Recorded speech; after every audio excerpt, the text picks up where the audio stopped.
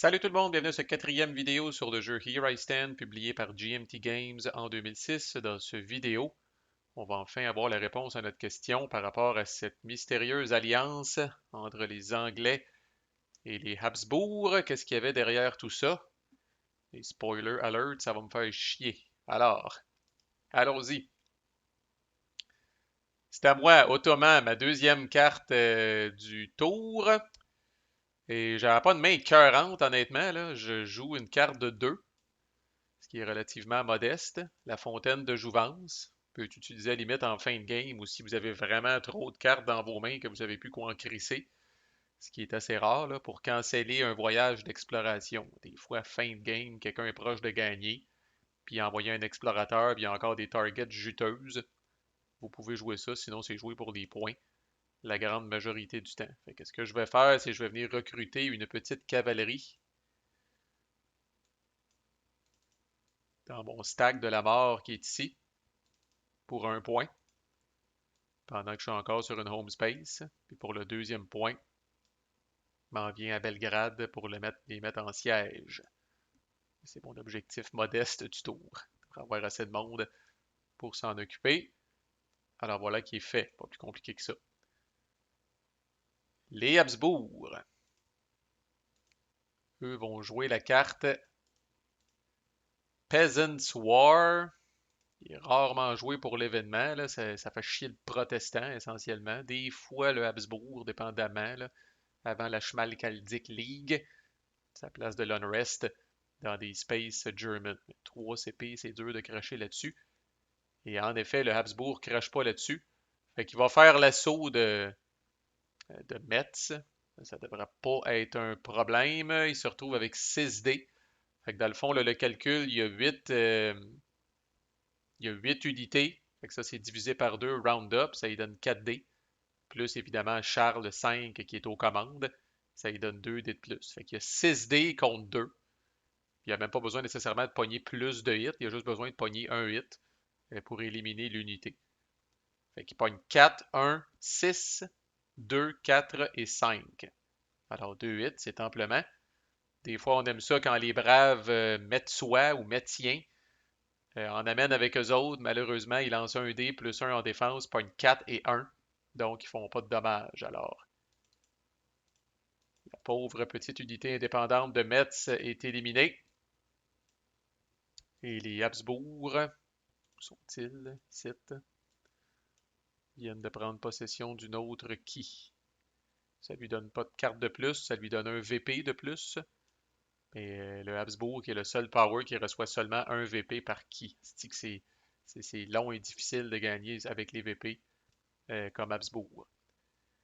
Et il lui reste 2 CP et avec ces 2 autres CP, il va envoyer la colonie de Cuba par bateau. Alors il crisse Cuba sur un bateau puis il l'envoie dans le Nouveau Monde. Fait que et là, évidemment, la Habsbourg est en voiture au début. Il a déjà son exploration de payer d'avance, sa conquête de payer d'avance. Fait que, puis lui, une colonie, ça lui coûte juste 2 CP. Alors c'est vraiment un no-brainer. Alors là, le Habsbourg est all dress au niveau de l'exploration. L'Anglais, lui, a ses propres choses à s'occuper, c'est-à-dire Édimbourg. Fait que l'Anglais va jouer la goutte pour les points. Il peut faire chier en crise quand c'est joué en réaction pour empêcher un leader de bouger, là, entre autres contre l'Ottoman, contre le Habsbourg, là, les powers qui ont des bons leaders. Là, d'empêcher un leader de bouger pendant une carte, ça peut être la différence des fois entre prendre une key ou réussir à se rendre à quelque part pour une field battle. Mais peu importe, il joue pour les points. Puis écoute, on peut pas le blâmer de prendre ça au sérieux. Avec son premier point, il fait un assaut à Édimbourg. Puis il va venir jouer en réponse Lands Next. Si c'est joué par les Habsbourg, 4 nouveaux mercenaires. C'est bon en crise quand vous êtes les Habsbourg puis vous avez ça. Si c'est joué par n'importe quel autre power, c'est juste 2 nouveaux mercenaires. Si c'est joué par des Ottomans qui n'ont pas de mercenaires, les autres peuvent éliminer des mercenaires. Ça peut être joué en réponse ou ça peut être joué dans votre impulse. Fait que là, lui, il combine ça en réponse juste avant son assaut pour s'ajouter 2 mercenaires, pour augmenter encore plus ses chances. C'est pas ça que ça me prend. Comme ceci. Puis Édimbourg, c'est pas facile. Ça peut être un petit Vietnam quand même pour les Anglais. L'affaire, c'est qu'il y a 3 unités. C'est quand même tough de faire ça. L'Anglais met vraiment les chances sur son bord. Là. 2, 4, 6, 7 divisé par 2 fait 3,5. Round-up, ça fait 4. Plus notre ami Henri qui a 1, ça fait 5. Fait que c'est 5 dés contre 4. C'est rare qu'on réussisse à prendre Édimbourg d'une shot. Souvent, ça va prendre 2 assauts, peut-être même 3. Puis les hosties d'Écossais, des fois, s'ils font 1, 2, 8 de la shot, ça peut être chiant. Là.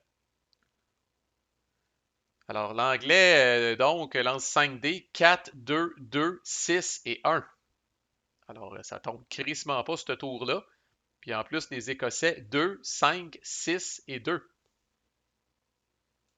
Alors, les Écossais amènent avec eux donc, eux autres, finalement, là, ces 2 mercenaires-là qui ont été ajoutés avec Landsnex.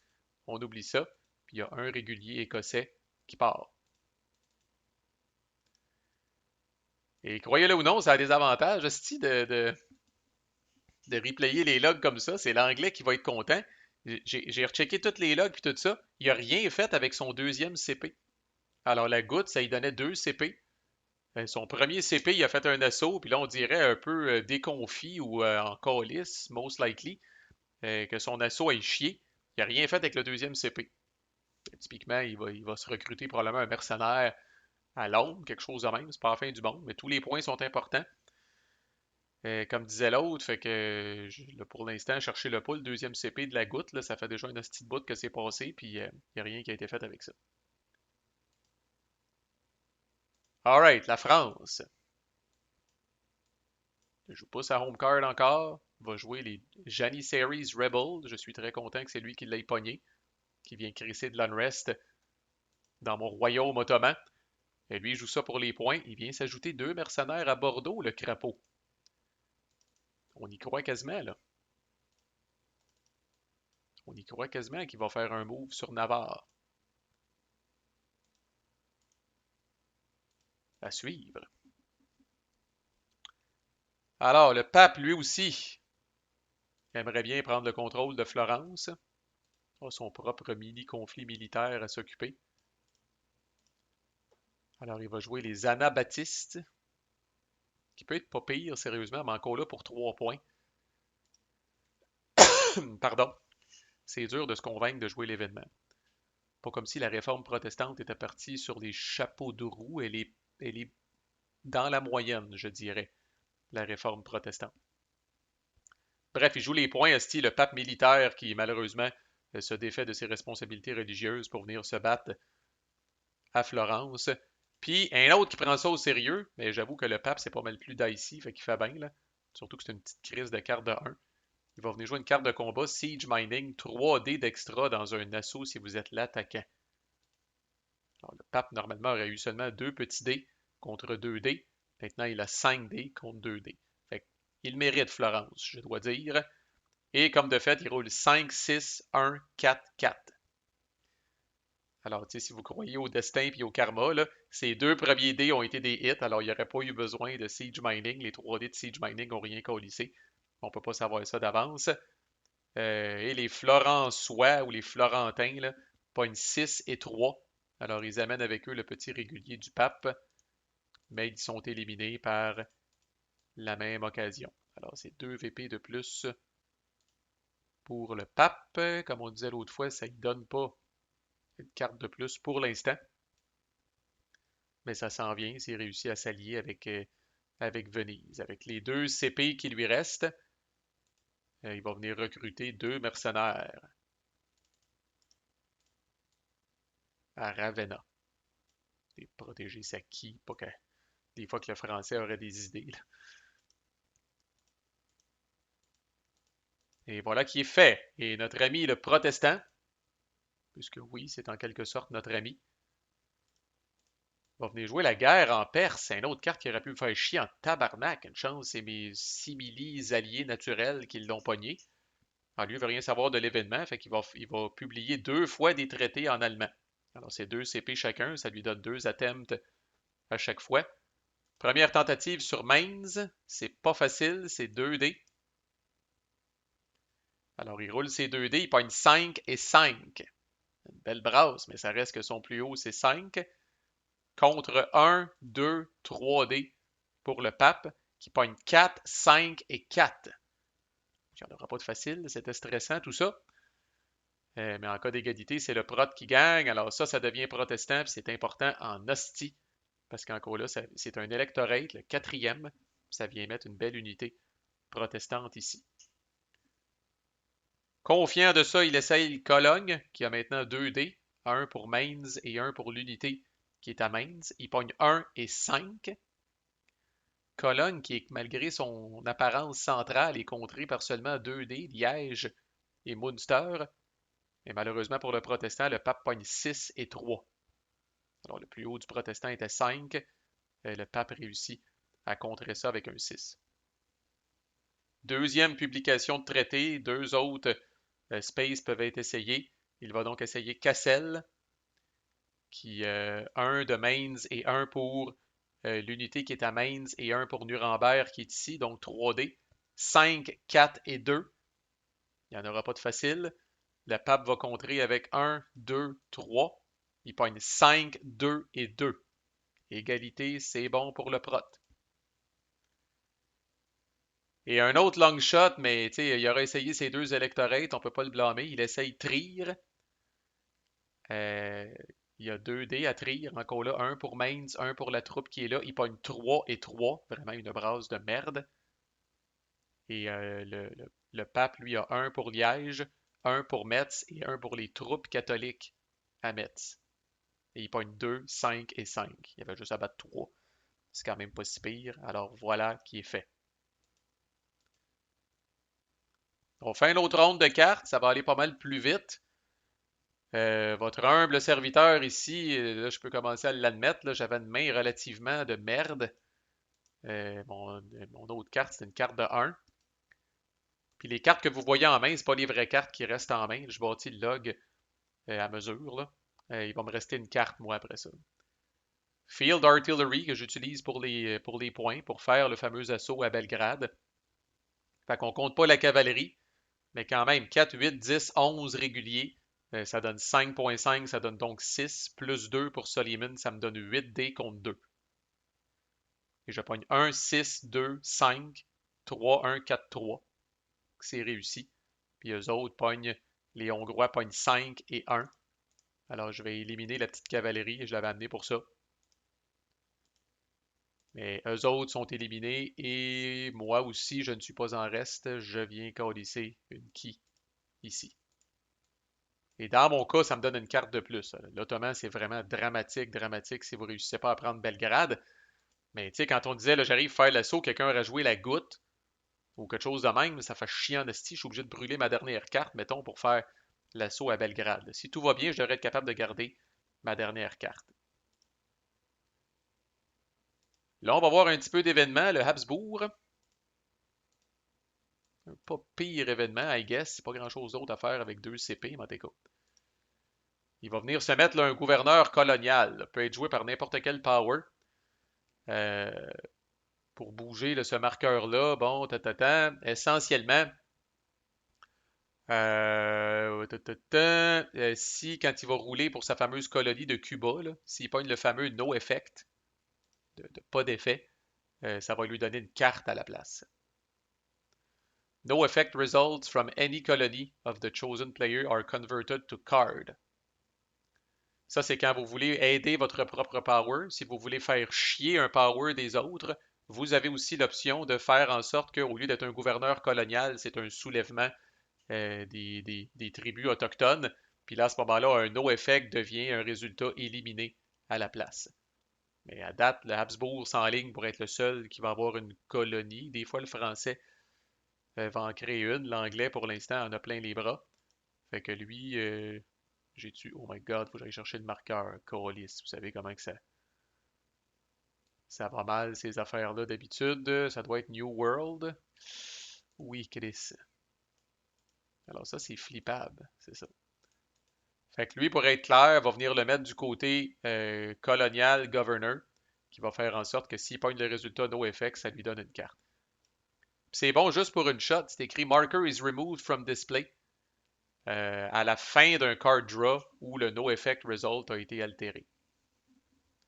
Fait que la carte n'est pas remove from the game, mais une fois que ça l'a payé une fois, si on veut, là, on enlève le marqueur, la carte revient dans le deck, quelqu'un d'autre pourrait jouer cette patente-là. Évidemment, c'est le genre d'affaire, si je lis bien, là, during the card draw, from any colony. Hmm. Faudrait que je check le wording, je suis pas certain, là, mais je me pose la question si la Habsbourg avait trois colonies. Est-ce que dans un tour, ça peut affecter ces trois colonies? Mais je pense pas. Faut peut-être qu'ils choisissent la première colonie qui pogne un NoFX, ça devient une carte. Fait que la façon de voir ça, des fois, au niveau économie, c'est que là, le Habsbourg vient de dépenser une carte de 2 dans l'espoir peut-être de piger une carte plus tard, qui pourrait être une carte de 1. Faut comprendre l'ironie du sort des fois dans Here I Stand, là.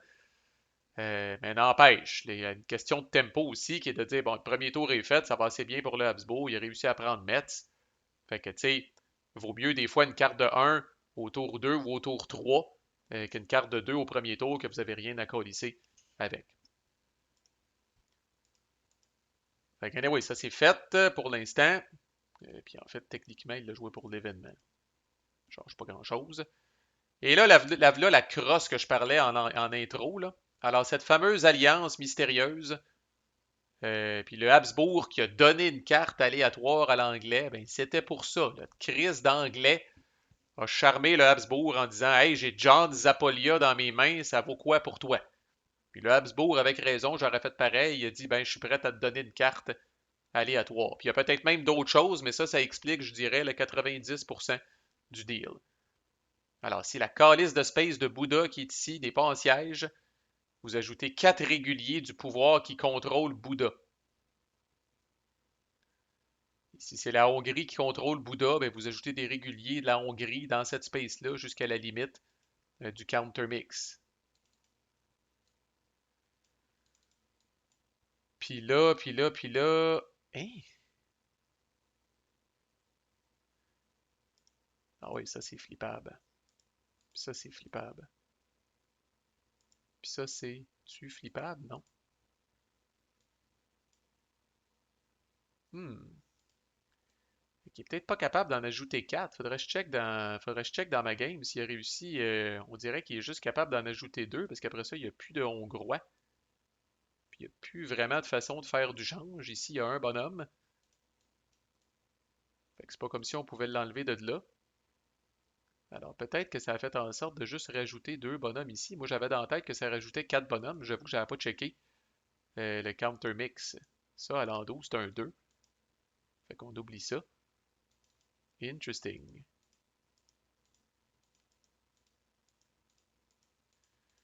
En tout cas, ça va venir booster Bouddha. Puis c'est triste en esti parce qu'il remove from the game. C'est une carte que, comme Ottoman, une fois que vous contrôlez Bouddha, les réguliers peuvent être à vous autres. Ça, c'est fort en calice. Et on ne la reverra plus de la game, cette crise de carte-là. Hélas. Le français a pas dit son dernier mot. Le français, il crapaud pas mal, esti. Il va jouer Revolt of the Comuneros. Puis il va jouer ça pour l'événement. Puis il va venir calisser de l'Unrest à Bilbao, Zaragoza et Valencia pour faire chier le Habsbourg.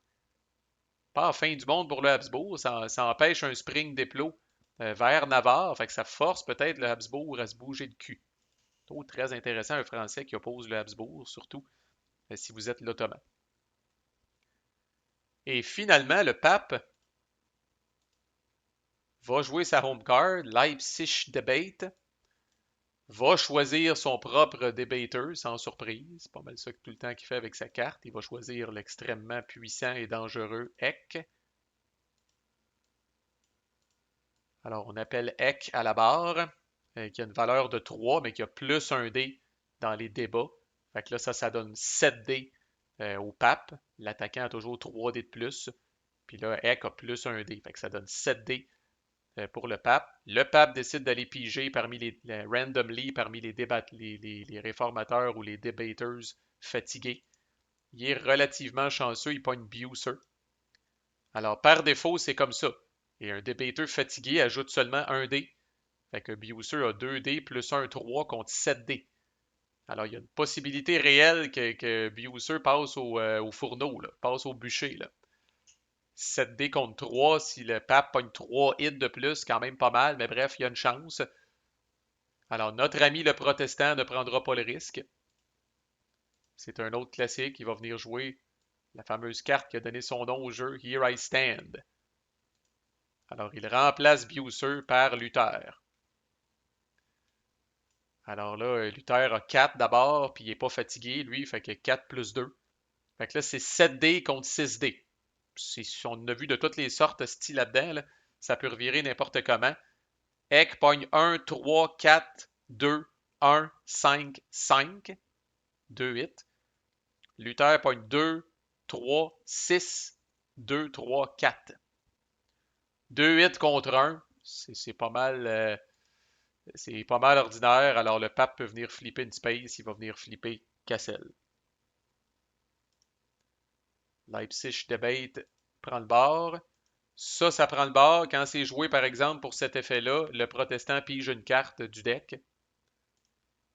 Alors, il reste 2 cartes dans la main du protestant. Mais Luther a un admin rating de 2, alors le protestant passe suite à ça. Techniquement, il ne devrait pas changer grand-chose. Luther est commis et Eck est commis. Karlstadt est maintenant tout seul dans les débatteurs non fatigués. Mais je pense que le pape n'a plus de cartes en main. Avec le Diet of Worms et tout ça, je pense que le pape n'a plus de cartes en main avec la carte de combat qu'il a jouée. Là. Sinon, ça aurait quasiment valu le coup qu'il essaye de faire un débat contre Karlstadt. Là. Karlstadt aurait eu 3D. Puis le pape, dépendamment sur qui tombe, s'il tombe sur Aleander ou Camperio, il aurait pu avoir 5D contre 3D. Ça peut être intéressant. Là. Alors voilà où nous en sommes. Fait que c'est ça. Il reste des petites. Le français, il reste sa home card. Il reste un petit peu de broutille de tour 1 à faire. Puis après ça, on va faire l'hiver. On va résoudre l'exploration aussi, puis la conquête. Ça va nous enligner en esti si l'Habsbourg a un bon début de game ou non. Là. Mais commence à chauffer, puis ça commence à être parti en crise dans notre playthrough. À plus!